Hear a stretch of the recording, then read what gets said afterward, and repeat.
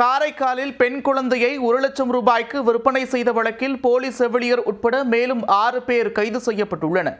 குழந்தை விற்பனை விவகாரத்தில் அரசு ஊழியர்களை தொடர்ந்து அடுத்தடுத்து கைது படலம் தொடர்வதன் பின்னணி என்ன? புதுச்சேரி காரைக்கால் மாவட்டம் கருக்கங்குடி பகுதியைச் சேர்ந்தவர் லக்ஷ்மி. இவரது மகனுக்கு 10 ஆண்டுகளுக்கு முன்பு திருமணமாகியும் அவரது மனைவிக்கு இதுவரை குழந்தை இல்லாமல் இருந்துள்ளது. ஒரு கட்டத்தில் தனது மகனுக்காக பணம் கொடுத்தாவது குழந்தையை வாங்குவதற்கு லக்ஷ்மி முடிவு செய்துள்ளார். இதற்காக கடந்த 10 நாட்களுக்கு முன்பு 30 நாட்களேயான பெண் குழந்தையை புரோக்கர்கள் மூலம் வாங்கியுள்ளார். 10 ஆண்டுகளாக குழந்தையே இல்லாத பெண்ணிடம் திடீரென குழந்தை வந்தது குறித்து அக்கம்பக்கத்தினர் போலீசாருக்கு தகவல் கொடுத்துள்ளனர். இதையடுத்து விசாரணை மேற்கொண்ட திருநள்ளாறு போலீசார் மாமியார் லக்ஷ்மி, மாமனார் சதாசிவம் மற்றும் அவர்களுக்கு உதவிய பெண் புரோக்கர்கள், அரசு ஊழியர்கள் உட்பட 10 பேரை கைது செய்தனர். மேலும் இதில் தொடர்புடையவர்களை கைது செய்ய 2 தனிப்படைகள் அமைக்கப்பட்டு விசாரணை தீவிரப்படுத்தப்பட்டது.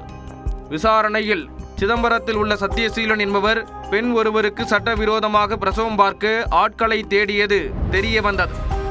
இதற்காக சிதம்பரம் அருகே இருக்கக்கூடிய முட்லூரில் உள்ள நாட்டு வைத்தியம் பார்க்கும் ஜோதி என்பவரை தேடி கண்டுபிடித்துள்ளார். பின்னர் 50,000 ரூபாய் வாங்கி கொண்டு அந்த பெண்ணுக்கு ஜோதி பிரசவம் பார்த்துள்ளார். அவருக்கு பெண் குழந்தை பிறந்ததும் சட்டவிரோதமாக யாருக்காவது தத்து கொடுக்க ஜோதியிடமே சத்தியசீலன் ஒப்படைத்து சென்றுள்ளார். இதைத் தொடர்ந்து ஜோதி மற்றும் அவரது மகன் ரமேஷ் ஆகியோர் அதே பகுதியைச் சேர்ந்த பாலகுருவிடம் குழந்தையை ஒப்படைத்துள்ளனர். அவர் இடைத்தரகர்கள் ஃபரிதா பேகம், பர்வீன் மற்றும் சிராஜ் ஆகியோர் மூலம் 1 லட்சம் ரூபாயை வாங்கிக் கொண்டு மற்றொரு புரோக்கர் சாராக்கனி என்பவரிடம் ஒப்படைத்துள்ளனர். இப்படி பல பேரின் கைகளில் மாறிய பச்சிளம் குழந்தை இறுதியாக காரைக்கால் மாவட்டம் கருக்கங்குடியைச் சேர்ந்த லக்ஷ்மியின் கைக்கு வந்துள்ளது. இதையடுத்து லக்ஷ்மி காரைக்காலில் தனியார் மருத்துவமனையில் போலியாக ஒரு ஆவணம் தயாரித்து தனது மகன் மற்றும் மருமகளுக்கு குழந்தை பிறந்தது போன்று பிறப்பு சான்றிதழ் தயார் செய்துள்ளார். இதற்கு உதவியதாக அரசு ஊழியர்கள் உட்பட ஏற்கனவே 10 பேர் கடந்த 11ஆம் தேதி கைது செய்யப்பட்டனர்.